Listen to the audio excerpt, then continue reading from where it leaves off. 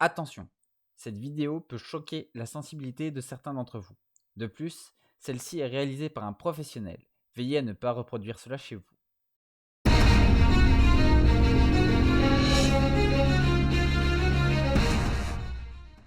Aujourd'hui, je viens également vous présenter une decklist, une decklist qui va vous surprendre. Après avoir affronté Minestra pendant le tournoi des héros, j'ai eu envie de build un temple de lumière. Voilà, donc ce serait avec Agamemnon.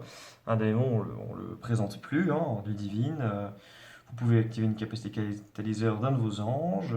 Et si jamais vous avez un ange avec au moins 3 marqueurs plus 1 plus 0 plus 0 plus 1 sur un élément, vous gagnez un FV. Voilà, ce qui est très pratique parce qu'il n'a que 13 FV et une plume, donc un peu plus faible qu'un ange classique, mais quand même efficace. Donc là, on va le jouer. Donc évidemment, on va jouer le temple de lumière classique. Et l'archétype, vous l'aurez compris, va viser de jouer la victoire par la gloire. Voilà, victoire par la gloire, on le connaît bien. Donc le but, c'est de détruire les anges adverses et de compléter la condition de victoire. Voilà. En archange, on va jouer un Natriel, gardien du temple, pardon, gardien du temple. Voilà, donc c'est un archange 8-7, je sais pas quel effet il fait, mais il est sympa, il est joli, donc je l'ai pris. Voilà, donc ça vous surprend, je sais que d'habitude je joue NSF, mais c'est comme ça. Donc maintenant, je vais vous montrer un petit peu la decklist. Donc au niveau des anges, on va jouer 3 chevaliers mélancoliques. 3 chevaliers mélancoliques, pourquoi? Parce que les chevaliers mélancoliques, quand ils vont détruire un ange, ils vont activer 2 fois la capacité victoire par la gloire, ce qui va du coup proc plus vite, ce qui fait plaisir, ça fait toujours plaisir pour gagner, parce que sinon on ne gagne pas. Ensuite, je vais vous présenter 3 rois Elderan, qui eux sont des chevaliers qui ont double catalyseur, ce qui permet du coup de catalyser. Donc le catalysage, ça va vous permettre du coup d'augmenter la force ou la vie de vos anges. Ensuite, on va jouer 3 dames Belladone. 3 dames Belladone, donc elles vont permettre de catalyser et de faire proc aussi l'effet du chevalier mélancolique, parce que une fois qu'elle est morte, chevalier mélancolique, eh ben, il va faire justement ces 2 points qui nous servent pour la victoire par la gloire. On va jouer une fois Arturos le puissant. Arturos le puissant, il est puissant, il a berserk, il a fourberie, voilà, il prend pas double dégâts en ligne de feu, donc c'est pas mal. Et surtout, il va permettre avec le berserk de faire facilement un peu plus de value pour la victoire par la gloire. On va jouer aussi 3 légions ardentes. Bon, 3 légions ardentes, je les ai mises parce que c'est la légion ardente, c'est les decks légion aussi qui est vraiment pas mal. C'est sympa, c'est des chevaliers, ils ont un effet, mais on s'en fout parce qu'ils sont juste jolis.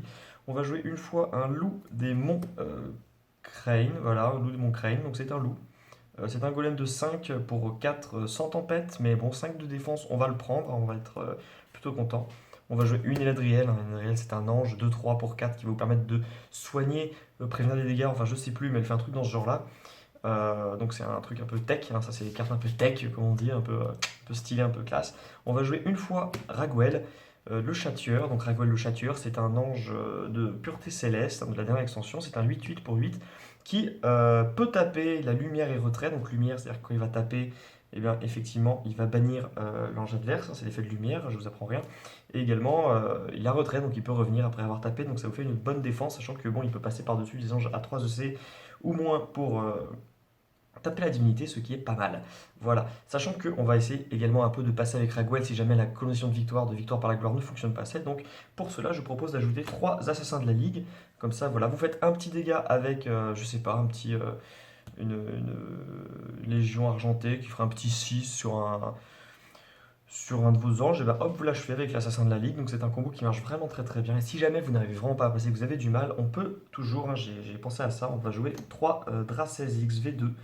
Voilà, 3 CXV2 qui vont permettre justement, si jamais vous ne passez plus, de pourrir les adorateurs de votre adversaire. Voilà, ce sera toujours ça de prix. Sachant qu'on a encore quand même quelques game killers, quelques surprises contre votre adversaire si jamais vous avez besoin de finir la game. Donc je propose de jouer 2 fléaux. Le double flamme va vous permettre de proc aussi vos assassins de la ligue qui sera vraiment pas mal.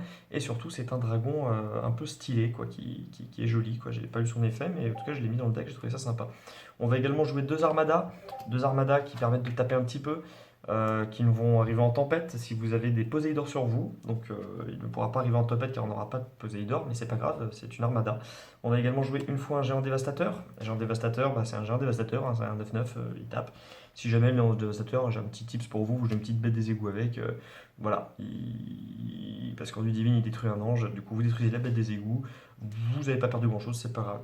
Et voilà, et ensuite on arrive vraiment sur le game breaker vraiment final, hein, pour si jamais victoire par la gloire vous arrivez vraiment pas à vous en sortir. Moi j'ai une solution alternative parce que c'est un deck un peu hybride, hein, comme vous l'aurez compris, c'était un peu la surprise. Et bien je joue une petite démo mecha, voilà, qui est très utile pour finir la partie, qui a de très très bons effets, qui est vraiment très dur à tuer, et également deux archireines. Voilà, donc archirène on ne la présente plus, mais voilà, je pense dans le deck elle a vraiment sa place, quoi. Donc voilà pour les anges. Attendez, je range très correctement euh, les anges de façon à ce qu'on les mette de côté pour présenter le reste du deck. Voilà. Donc ça c'est pour les anges. Vous l'aurez compris, on est très très efficace là-dessus. Maintenant on va passer aux bénédictions de pureté céleste, hein, bien évidemment, parce que c'est donc la petite nouveauté de l'extension. On va jouer 3 fois prouver votre valeur. Donc c'est une bénédiction qui arrive à 1 et qui vous dit que si vous avez 5 sur le sablier, eh bien vous pouvez quoi déjà? Vous pouvez, chaque marqueur sur lui, vous pouvez le détruire pour aller chercher une page de la classe choisie. Voilà, donc comme on joue pas mal de classes différentes, je me dis que c'était pas mal. Il faudra juste en fait, faut détruire des pages pour qu'il arrive à 5 et c'est un peu long. Mais du coup, si on joue en x3, il y en aura forcément un qui va proc au bout d'un moment. Voilà, on va aussi jouer une plume pour plume. Voilà, c'est donc quand un de vos anges a été détruit par un ange adverse pendant votre prochain tour, et ben vous allez le péter en pétant en plume ainsi qu'un adorateur. Et je l'ai surtout mis parce que c'est un silver et que j'ai envie de me la péter. Voilà. Je propose également qu'on joue. Ouais, ça me semble pas mal. On va jouer 1, 2, 3, 4, 5, 6, 7, 8 esquives temporelles. 8 esquives temporelles, donc pour vraiment protéger vos anges si jamais il y a un problème, si jamais l'adversaire est un peu trop agressif. Je pense que 8 esquives temporelles, c'est le minimum syndical pour se protéger. On va jouer un retour divin, si vraiment c'est le bordel, et que vous avez besoin de blink un peu vos anges. Voilà, on va mettre deux transformations bestiales, excusez-moi. Deux transformations bestiales pour faire plaisir à Giver, et uniquement pour faire plaisir à Giver parce qu'on s'en bat les steaks du reste. Et deux surconsommation magique parce que c'est à peu près le seul miracle intéressant. Voilà. Donc c'était pour ma decklist. J'espère qu'elle vous a plu. En tout cas, n'hésitez pas. Ah pardon, excusez-moi, j'ai oublié les adorateurs. Les adorateurs, j'ai pris les adorateurs du starter Temple de Lumière. Voilà. Je ne me suis pas fait chier. Voilà, j'espère que ma decklist vous a plu. N'hésitez pas à la tester, à me faire vos retours. J'ai beaucoup potassé ce deck. J'avoue que je l'ai testé à peu près 0 fois. Et jusque-là, je suis à quasiment 100% de victoire. Donc c'est vraiment cool. Voilà. Sur ce, je vous souhaite une très bonne soirée, journée. Ça dépend du moment où vous regardez la vidéo. Et je vous fais des gros bisous. À plus tard. Salut, on se retrouve pour une autre bagarre. Les Faloniens. Bisous.